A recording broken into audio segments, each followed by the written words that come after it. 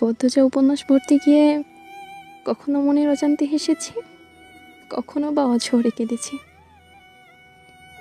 এই পৃথিবীর সব থেকে কঠিন মানুষটাও কোনো একটা মানুষের কাছে নরম হয়ে থাকে।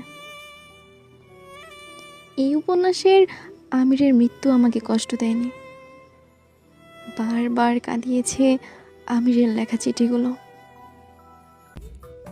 আমিরের শেষ চিঠি। প্রিয়র চেয়েও প্রিয় পদ্মাবতী, এত অমিলে কেন হলো মিলন? কেন কালো অন্তরে ছড়িয়ে দিলে ফুলের সুবাস? আমাকে ধ্বংস করার কি অন্য কোনো অস্ত্র ছিল না? এমন কঠিন কষ্ট কেন দেওয়া হচ্ছে আমাকে? তোমার ব্যথায় আমি দগ্ধ হচ্ছি। তোমার কান্না, তোমার আর্তনাদ আমার মস্তিষ্কের প্রতিটি নিউরনকে কাঁপিয়ে তোলে। মনে হয় মাথার ভিতর পোকারা কিলবিল করছে, বিচ্ছেদের বিষাক্ত ছোবলে নীল হয়ে যাচ্ছে। আমাকে বাঁচাও।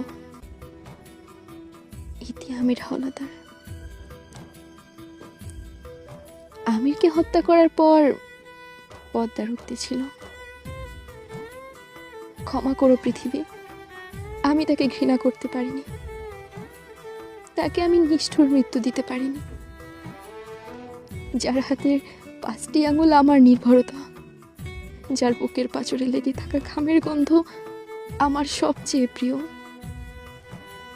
যার উষ্ণ ঠোঁট আমার প্রতিদিনের অভ্যাস, যার এলোমেলো চুলে আমি হারিয়ে যাই বারংবার, যার ভালোবাসার আহ্বানে সব কিছু তুচ্ছ করে ছুটে চলে যাই, যার মিষ্টি সোহাগে অন্য জগতে হারিয়ে যায়। তার কষ্ট আমি কি করে সহ্য করি?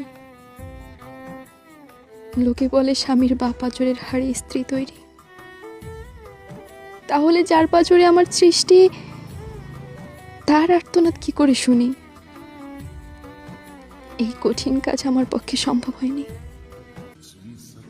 পৃথিবীর সবাইকে বলে দিও, আমার কবরটা যেন আমার স্বামীর কবরের ঠিক বাপাশেই হয়।